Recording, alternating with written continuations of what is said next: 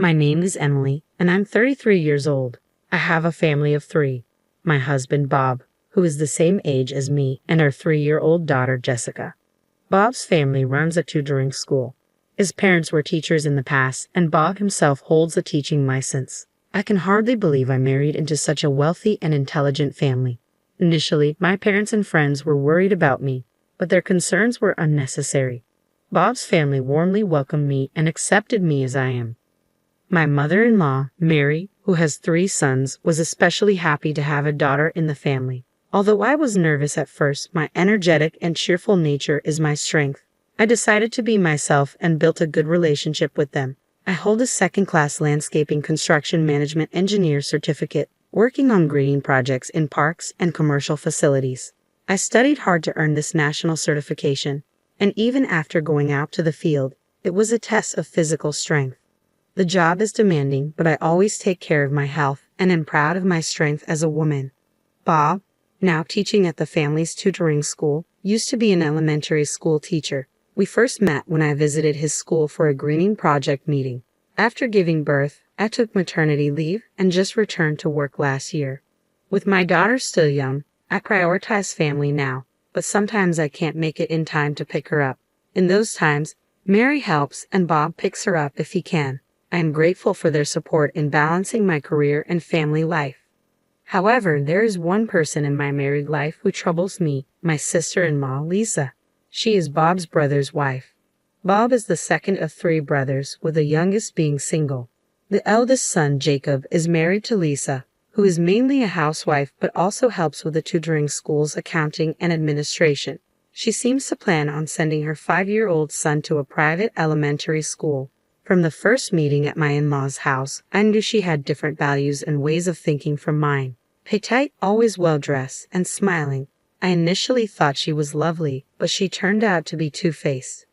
One time, while helping in the kitchen, she changed her demeanor when Mary left. "Can't you do something about your dress?" she snapped, her voice and demeanor so different from her usual self. "You're always wearing scruffy, dirty-looking clothes. Don't you see you're the odd one out here? It's embarrassing for me." "Well, I need to move easily. My daughter is still small, and I have to chase her," I replied. "I have a child too, you know." She sighed dramatically, about to say more but reverted to her usual self when Mary returned. "What were you two chatting about so animatedly?" Mary asked. "Oh, just some parenting talk," Lisa said, her voice instantly changing. Amazing how she switches personalities like a sensor that changes her demeanor when Mary appears, I thought. "Really?" Mary asked, looking at me. "Yes, just talking about our kids," I confirmed. Lisa nodded in satisfaction at my response. I'm not scared of slender Lisa or anything, but I didn't want to make a fuss over such petty remarks or worry Mary unnecessarily. Some of my friends struggle with mother-in-law issues. It's commonly heard that mothers-in-law can be a source of stress. Compared to that, I'm lucky to have a kind mother-in-law who supports my work. I thought I could handle Lisa's snide comments, but she continued to belittle me whenever we met. Once, while traveling for work, I ran into her chatting with 2 or 3 other moms. We made eye contact, and it would have been strange to ignore her. "Hello, Lisa," I said with a smile. "Oh, hi there," she replied. I was in a hurry, so we only exchanged greetings, but later that night, she called my home. "What were you thinking?" she exploded as soon as she realized it was me on the phone, without even a greeting. "What are you talking about?" "About this afternoon. Don't approach me looking like that. How can you walk around in those work clothes? Unbelievable. We all saw you. It's normal to dress nicely even without a special occasion. All those moms are preparing their kids for private school admissions. You're from a different world." It was so embarrassing, she ranted on. "Well, I was working, so those were actually my work clothes. That doesn't matter. Just don't talk to me in public anymore. It's embarrassing. But isn't that weird? We're family, after all. That's what I've been saying. You were classless and not suitable for our family, and I never thought of you as a sister, even if we're related by marriage." She hung up abruptly, leaving me stunned. Did she really need to call just to say that? Her snide remarks continued at family gatherings, but what's worse was she only showed her true colors when we were alone. She dresses nicely, the sophisticated wife of a wealthy family. She must love that image of herself.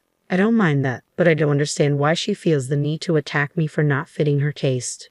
Sure, she always wears nice clothes, bags, and accessories, but how does she have so many? Maybe Jacob just lets her buy whatever she wants. Her quiet husband probably doesn't know her true nature. That's just how she is. I hadn't told Jacob or Mary, but I'd been feeling stressed out, so I informed Bob. Oh, she doesn't seem like that type, he said, initially taking it lightly. But a few days later, Mary called. She was organizing a family dinner that weekend, informing us about the restaurant and time. Though we all lived about 30 minutes away by car or train, she usually didn't interfere in her sons' lives. However, she requested that all families gather for my father-in-law's birthday and Christmas. This time was for my father-in-law's birthday. We got a private room at his favorite high-end restaurant. It's our first time there as a whole family, but it's really delicious, so look forward to it. Yes, I'm looking forward to it, I said, excited. I dreaded meeting Lisa, but tried not to let it show. You sound a bit down. Is work keeping you busy? Mary asked. No, I'm fine, really, I replied quickly, trying to reassure her, though my voice might have betrayed some reluctance. Emily, if there's anything troubling you about our family, you can tell me, she said gently. No, there's nothing. Your help with our daughter when I work late is always appreciated. It's not about your family. Oh, not about my family, she responded, a bit puzzled. I didn't quite understand what she meant, but there was no time to ponder it further as the weekend of the dinner arrived. I resolved to celebrate my father-in-law's birthday with genuine gratitude, and not let sarcastic Lisa ruin the occasion. I arrived early, relieved to find that neither my in-laws nor Jacob's family were there yet. It felt rude to have kept my father-in-law waiting, and arriving early meant less time with Lisa. Soon after, Jacob's family arrived. Hello, long time no see, Emily, Jacob greeted me. Hello, Jacob. It's been a while, I replied, exchanging polite greetings. As Bob and Jacob started chatting, Lisa approached me, looking me over from head to toe before letting out a sigh. What's with that outfit? You should dress better for a high-end restaurant like this. How many times do I have to tell you? She whispered, her usual insults cutting through the air. Why did she have to say that on such a happy occasion? I forced a smile and responded, I chose a dress today, considering the occasion. Is it odd? It's not a high-end brand, but I can't believe you chose to wear such cheap things. With your square shoulders, the dress doesn't suit you. And you're only wearing your wedding ring. Bare nails and rough hands too, she continued. My work doesn't allow for manicures. Aren't your long nails inconvenient for housework? I countered, keeping my voice steady. Handling plants and soil often ruins my hands. Not being able to wear nail polish is trivial to me. My muscular physique was a result of my hard work in landscaping, something I was proud of. I was proud of my work, but her mockery made me retort, What are you saying? I don't do housework. Her voice grew louder, angered by my response. I can't stand you. Despite my kindness and advice, you never listen to me. You even defy me. I can't be associated with someone as crude as you. She was losing sight of her surroundings in her anger. Today is a celebration for our father-in-law. Please don't concern yourself with me, I said, trying to stay calm. You're the one ruining it. You're the one who doesn't fit in this family. I've been saying this. I can't dine with someone so shabby. You go home. What? Why should I go home? This is Mary's event, and you're the one causing a scene, I replied, staying firm. I'll address your concerns about me later. I have things to say too, but not now. Why are you talking back to me? Leave? Didn't you hear? Better yet, get out of this family altogether, Lisa demanded, her voice rising. Just as Bob approached in response to her raised voice, it happened.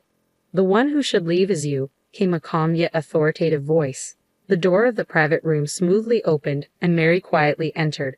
Though she was a lady, her entrance was reminiscent of a samurai ready to deliver judgment. Who would be the one to be cut down with her sword of words? Of course, it wasn't me. Next, my father-in-law and Daniel, the youngest son, entered, and then Mary closed the door. Oh, Mary, Paul. Lisa, who had been heated up, seemed to remember where she was and what kind of gathering this was. She opened and closed her mouth, unable to continue her words smoothly. What did you say just now? Anyway, everyone please sit down, Mary said in a calm voice, but with an undeniable force that everyone obeyed. The unspoken lines of one mocking someone's job, plenty of indecent sarcasm, and the ugly daughter-in-law of this world replayed in my mind, capturing the atmosphere. It seems we have to talk before the birthday party. Honey, sorry about this, Mary said to my father-in-law, who nodded in agreement. Then Mary turned to face Lisa. So, Lisa, what were you saying to Emily? Even my mother-in-law, who is usually as gentle as the Virgin Mary, showed a surprising edge when needed. Lisa stammered, No, I was just saying I'm looking forward to today's meal. I must have bad ears lately. I thought I heard get out. No, that was just. We had a little argument. It was a joke. I didn't mean get out. Lisa tried to control her emotions, forcing a smile as usual. An argument. What was the reason? It seemed like you were the one doing all the talking. Since when have you been bullying Emily? Mary's eyes bored into Lisa, making it clear she had heard everything from the corridor. Bullying? No, I was just advising her on manners and clothing as a senior daughter-in-law of this family. It didn't seem like advice. After all, everyone is free to wear what they want as long as it's not disrespectful. Emily wasn't dressed oddly at all, but wearing non-branded clothes to such a fancy restaurant and her makeup and accessories being so plain, Lisa trailed off, clearly flustered. Mary sighed. Lisa, we don't judge people based on their clothes or accessories. We judge them by their character. And I think Emily's character speaks volumes more than any brand name could. The room fell silent, and the weight of Mary's words lingered. I thought it'd be embarrassing for you, Mary and Paul. Enough already, Lisa retorted. Oh, Mary scolded, and I involuntarily shrank my shoulders along with Lisa. The husbands and father-in-law, knowing how scary she can be when she's angry, didn't seem surprised. They were busy taking care of the children, showing them picture books and talking to them. The one who should be embarrassed is you, Lisa, Mary continued. What? Lisa looked taken aback. I noticed something was off when you two were together here. At first, I thought you were talking amicably. We were just talking normally, weren't we? Lisa glanced at me with different eyes, but I didn't meet her gaze. Let me tell you, Emily never tattled to me. You could have changed your attitude, but instead, you escalated things, Mary said, her voice firm. Lisa was becoming flustered, but Mary pressed on. Also, you always wear beautiful clothes and have many bags. Yes, I always make sure I'm presentable wherever I go, Lisa stammered. Where does the money for all that come from? Mary asked, catching Lisa off guard. Lisa froze. Well, of course she began, but Mary interrupted. You help out with the accounting and administration of the tutoring school, and of course, you get paid for that. Even if my son said you could use that money freely, it doesn't seem enough for all those brand clothes and bags. Well, that's because, Lisa tried to explain. Are you using the household money as you please for your own desires? Mary questioned, her tone sharp. No, that's not, Lisa protested. It's true then. That makes sense, Mary concluded, crossing her arms. I was also curious about where the money was coming from. I had thought Jacob was just generous, but maybe he just left the household finances entirely to you. Still, he should have checked a bit more, don't you think? Maybe he trusted you because of your performance as a good wife. But that makes me feel sorry for Jacob. Lisa looked down, unable to respond. Spending money like water and talking about private school exams. You've been saving properly for your son's education, haven't you? You're not expecting us to pay for it, are you? Of course not, but he is one of your adorable grandchildren, after all, Lisa muttered. True, and we do love our grandchildren. We'd like to help with educational funds, Mary acknowledged, her voice softening slightly. When necessary, that's right, isn't it? You get that if you leave our house, Mary stated firmly. What? No, Mary, there's no need for that. I apologize for telling Emily to leave. Lisa's tone was suddenly contrite. Emily, she continued, using my name for the first time, you'll forgive her, right? We're sisters after all. Sisters, I replied, keeping my voice steady. Only as long as you're my brother's wife. Shall I repeat what you said? Mary signaled with her eyes for me to continue, so I did. You said you didn't want to become family, even in-laws, and that you never considered me a sister. Lisa made a strange noise, taken aback by my words. It's not just a matter of the household finances, Mary interjected. You've been dipping into the school's funds, haven't you? Lisa was speechless, her eyes wide with shock. Is that true? I was truly surprised by Mary's revelation. I had suspected Lisa was using household money freely, but I never imagined she was also meddling with the finances of the tutoring school run by my in-laws. It seems you were clever enough not to get caught, so it took a while to figure it out, Mary continued. Charlie, who has been doing our accounting for years, you deceived him too, didn't you? Lisa turned pale. The gifts for the teaching material suppliers and the thank you gifts for the teachers who conduct seminars. We trusted you with such shopping, but the amounts on the receipts gradually increased, as did the frequency. You said things like, "I was told to give it as a birthday present," or "I was asked by Bob or Mary." That's not true, Lisa exclaimed, her voice faltering. What are you talking about? Giving department store items other than confectionery as gifts, something we never did before. But we trusted you because you were our daughter-in-law. The lunch expenses for taking part-time teachers out, you were actually using them for lunches and tea with your mom friends. Mary's tone was cold and unyielding. The questionable receipts gradually increased, and finally, Charlie came to consult us. Even before that, my son had noticed and started investigating. You betrayed everyone's trust for you. Dressing up seems to be the most important thing to you. No, it wasn't me, Lisa said, her voice faint. She looked at Jacob for support, but he only gave her a cold stare. If what's been said is true, that's only natural. Emily is the opposite of you. Sure, she's a bit indifferent to fashion, but she puts her family and work first, putting herself second. You mocked her job without really understating it, but being a landscape construction manager is an impressive qualification. She must have studied hard to earn it. As I listened, I felt a sense of relief seeing Lisa get a taste of her own medicine. Mary's sudden praise for my efforts caught me off guard and made me emotional. She's a person with determination, so I thought if she wants to continue her job, we should respect that. Have you ever seen her work? Unbothered by dirt or mud on her clothes and hands, working with such vigor, would you mock such a person? Hearing her words brought tears to my eyes. Lisa, with no more excuses or pretense, simply hung her head low. Our tutoring school may not be as big as the national chains, but we've gained trust by caring for our teachers and students. It's about the people, the heart. The one who doesn't fit here is you. You are the one who should leave, Mary declared firmly, exuding such cool composure that I almost wanted to applaud her. After that, Lisa, who had played the role of an elegant, ideal wife, was ousted from the wealthy household. Jacob set up a meeting to discuss their situation, but even then, Lisa refused to admit her faults and lashed out in anger. This led Jacob to decide on a divorce. With the discovery of her embezzlement, she couldn't claim any alimony and was left with nothing. Jacob retained custody of their son, and with the support of my in-laws, they planned to continue their lives as usual. Lisa, always putting herself first, had often been harsh to her son whenever things didn't go her way. However, reassured by his father and grandparents, the boy seemed to understand everything. The private school exams had been solely Lisa's strong desire, and now, free from the pressure, he enjoyed playing with our daughter. Of course, Bob and I intended to help in any way we could.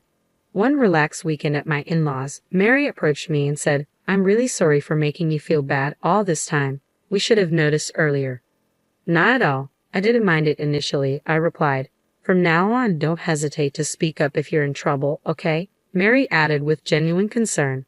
As I recalled Mary's words about the importance of people and the heart, I couldn't help but look at her with admiration. Noticing my gaze, she asked, "What is it?" "Nothing. I was just thinking how cool you are, Mary," I said with a smile. "Oh, come on. The cool one is you, able to create gardens while wearing overalls. Maybe next time you could work on our garden. I want to replant the flower beds," Mary suggested. "Absolutely. Let me know anytime, even if it's not a job," I agreed. "You should charge her properly, you know. Mom can be demanding," Bob chimed in playfully, and we all laughed together. Cherishing people, cherishing hearts. I knew I would remember to do just that, to keep laughing and living happily with my precious family.